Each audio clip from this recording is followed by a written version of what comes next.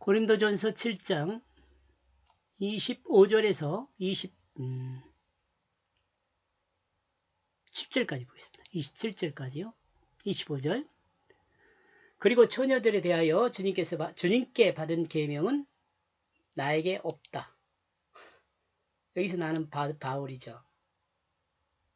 그러므로 나의 마음을 나타낸다. 주님께 긍휼히 여김을 받은 것과 같이 믿을 만한 자가 되어.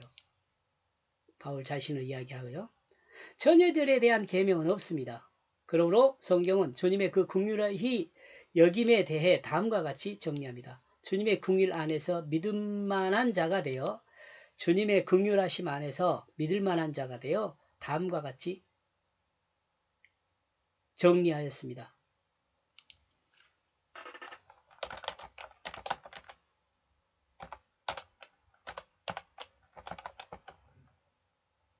여기서 주님의 긍휼은요.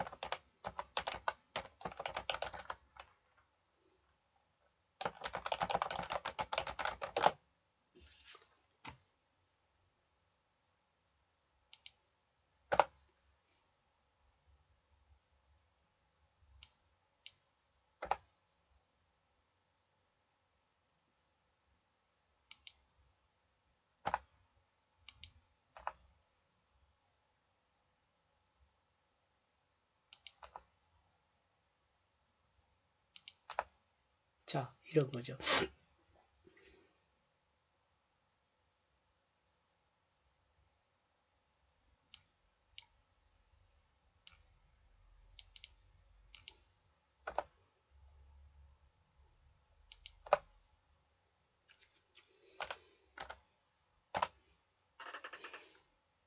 주님 편이 되어 믿을 만한 자가 되는 그것 안에라는 말이에요.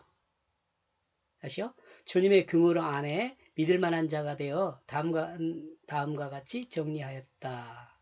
여기서 주님의 긍휼은 내 편이 되어주신 주님을 말하므로 주님 편이 되어 믿을 만한 자가 되는 그것 안에서라는 의미란 말이죠. 성경은 성령 안에서 이같이 정리하고 있습니다. 성령 안에서라는 말로 이따 고린도전서 7장 40절에 보면 이 내용이 나와요. 그러므로 나는 아름다운 것을 행할 것을 그 임박한 환난을 통하여 생각하고 있다. 왜냐하면 이같이 있는 것이 사람에게 좋기 때문이다. 임박한 환난을 통하여 생각했다는 것은 아름다운 것, 질서요. 지금 쭉 말한 질서요. 성경으로 기록된 역사는 인간의 언어된 인간의 역사이죠. 바울의 이야기, 이스라엘의 역사 이야기 그런 거죠. 그런데 그 역사와 바울의 이야기는 별로 중요하지 않아요. 이와 같은 역사로 기록된 성경은 하나님이 전달하는 뜻을 담고 있어요. 요거 중요하죠. 이러므로 인간의 역사에 하나님이 간섭한 거죠. 하시죠. 이스라엘 역사에도 간섭을 하시고 바울의 역사에도 간섭을 하세요. 이러므로 성경의 역사는 하나님의 뜻을 전달하기 위한 도구로 하나님이 간섭하여 사용한 인간어로 된 인간의 이야기가 사용되었습니다.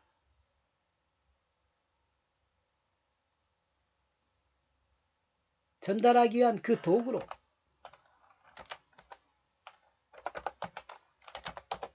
도구로 하나님이 간섭하여 사용된 인간어로 된 인간의 이야기가 사용되었습니다. 그리고 성경으로 기록된 역사는 바울의 삶의 역사입니다. 이스라엘의 삶의 역사입니다. 그러므로 성경은 바울의 삶의 그 역사를 통해 하나님께서 인간에게 전달하는 의미를 전달하는 목적이 있습니다. 여기서 인간은 누구예요? 하나님의 백성이죠.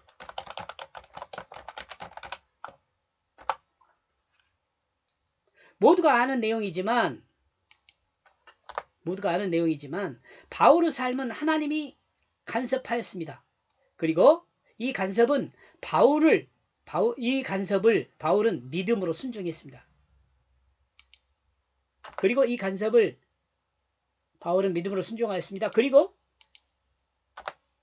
이 순종의 역사를 하나님은 하나님의 백성인 사람을 구원하는 도구로 사용했습니다. 하나님의 백성인 사람.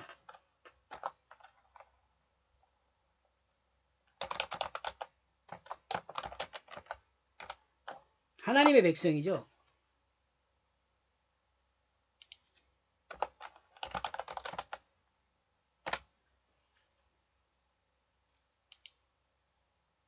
이 안에 이 시대에 믿음이 있는 나와 여러분이 포함되어 있습니다.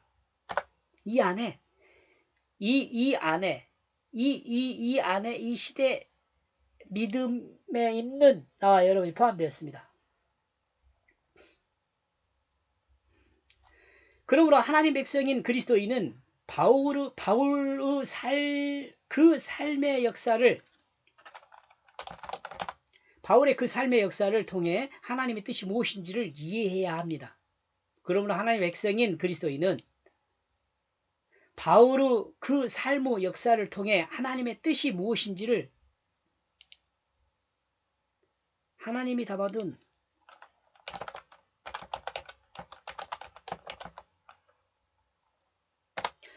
담아둔 그 뜻이 무엇인지를 이해해야 합니다. 그리스도인은 바울의 그 삶의 역사를 아는 그것에 머무를 것이 아니라 바울의 삶의 역사를 통해 전달하는 하나님의 그 뜻을 이해하고 알아야 합니다.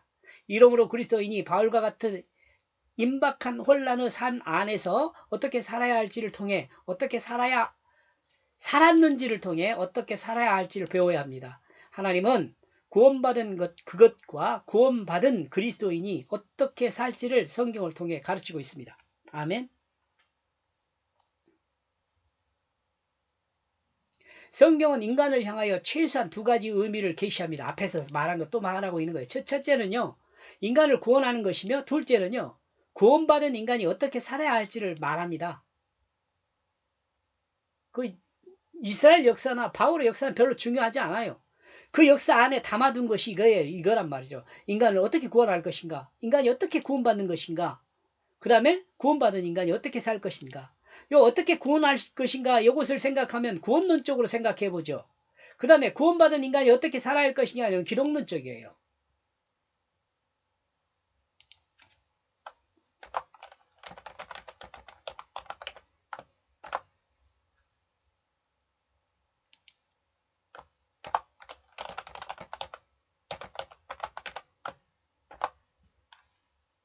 예수 그리스도가 하나님의 아들인 것이요 보다 더 중요한 게 뭐예요? 나와 여러분이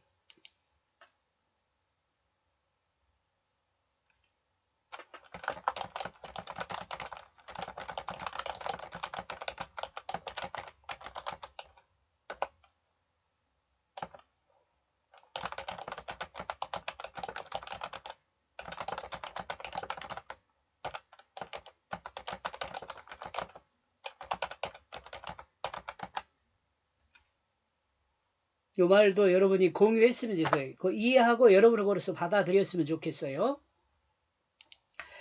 성경을 기독론적으로 봐가지고요. 기독론적으로 봐서 예수 그리스도에 대해서 명확히 알잖아요. 그것에 끝내면 아무런 의미가 없어요.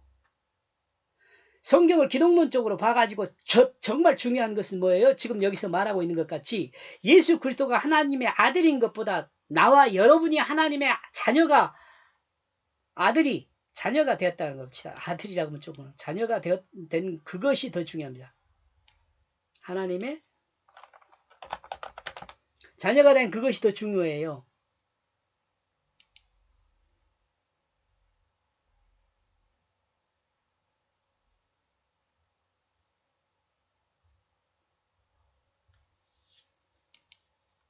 이러므로 성경 계시를 통해 그리스도인이 알아야 할 것은 구원론의 관점과 하나님의 백성 또는 하나님의 아들로서의 그 삶의 관점으로 그 계시를 이해해야 합니다. 기독론적, 구원론적 관점으로 이렇게 성경을 이해하는 게 좋다는 거예요.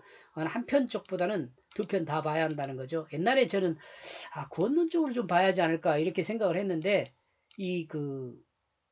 삶에 대해서 가르친다는 면을 보면은 기독론적 관점으로도 봐야 한다. 뭐예요?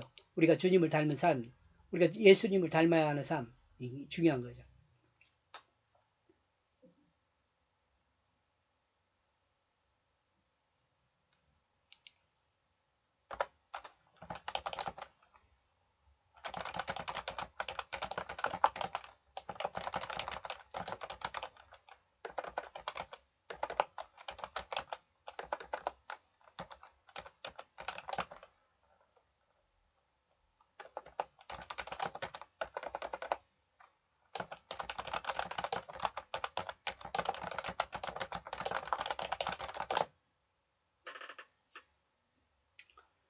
이런 점에서 고린도전서 7장부터 구원론의 관점보다는 하나님의 백성이며 하나님의 아들로서 어떻게 살아야 할지에 대한 계시로 알아야 한다고 생각을 합니다. 성경은 보통 이야기하고 있네요. 또 성경은 보통 구원론적 관점과 기독론적 관점으로 이해한다고 하는데 이는 일리가 있는 생각입니다. 앞에서 언급했죠. 성경은 인간이 어떻게 구원받으며 구원받은 사람이 어떻게 살지를 설명합니다. 이런 점에서 기독론적 관점은 인간의 죄를 대속한 예수 그리스도가 하나님의 아들인 것을 아는 것도 있지만 예수 그리스도의 그 십자가와 부활을 믿음으로 하나님의 아들이 된 그리스도인인 하나님의 자녀로 어떻게 살아야 할지를 말하는 것도 포함되어야 한다는 생각입니다. 여기서 하나님의 아들이라고 표현한 점은 예수 그리스도 그 십자가와 부활을 믿음으로 그 안에 하나님의 생명, 씨가 있음을 설명하는 것입니다. 나와 여러분의 하나님 말씀이 있잖아요. 그래서 우리가 하나님의 자녀가 된 거예요. 육체가 우리가 인간은 생육법적으로 이것을 이해할 수는 이것은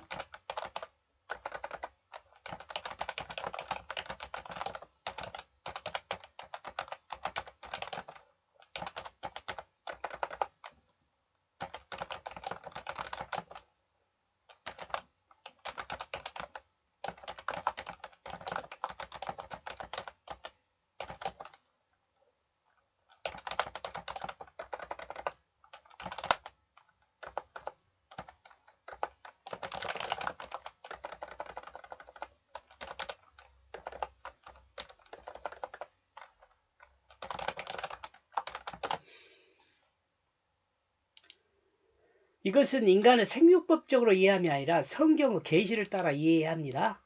그러니까 이 성경을 계시를 따라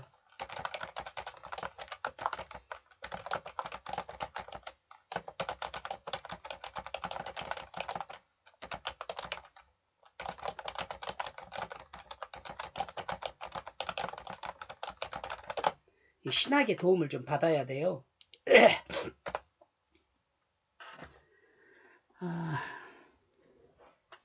27절요.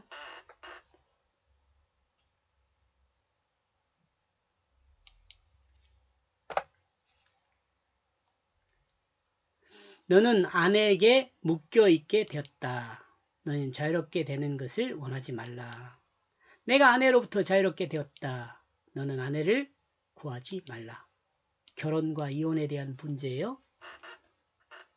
결혼한 사람이면 그는 아내와 또는 남편에게 자유롭게 될 수 없다고 말해요. 결혼하게 되면 아내와 남편에게 각각 자유롭게 될 수가 없어요. 또 이혼했다면 아내나 남편은 자유롭게 되었다고 말합니다. 결혼은 서로의 구속을 약속함이고 이혼은 그 구속으로부터 자유롭게 됨을 말합니다. 주님과 하나가 되었다면 요거 중요한 건 요거죠. 주님과 하나가 되었다면 자유롭게 되지 말고 주님 안에서 자유롭게 되었다면 주님을 섬겨라는 거죠. 이는 인간은 남녀 결혼한 그것을 통해 주님과 하나 된 그리스도인을 설명하는 것으로 이해할 수 있습니다. 주님은 주님을 그 마음에 받아들여 그 주님의 마음에 그 마음의 주가 되게 했다면 그는 주님으로부터 자유롭게 될 수 없습니다. 그 삶이 주님의 간섭을 받기 때문에 그렇습니다. 그 삶의 그 삶의 주님으로 주님의 간섭을 받기 때문에 그렇습니다. 이렇게 해서 27절까지 보겠습니다. 여기까지 보겠습니다. 고맙습니다.